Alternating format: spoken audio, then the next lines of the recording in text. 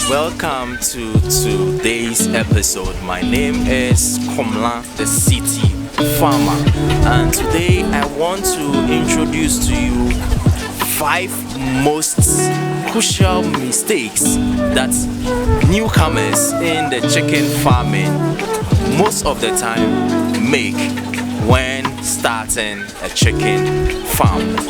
It is very important to do a lot of consultation on the kind of feed to give to your birds. When you go to the vet shop or the feed shop, you are going to get an array of feed that you can give to your birds. Sometimes some people in the bid of cutting cost or cutting corners, they end up giving some kind of feed to their birds that in the end of the day kills the bird or exposes the bird to a lot of diseases in the end. So it's very important to find out which feed. Find some people giving feed which is meant to be given to layers, to the broilers, and feed that is meant to be given to the broilers, to the layers. When you do that, you do not see results in your chicken farming because that is not the right feed to give to your birds.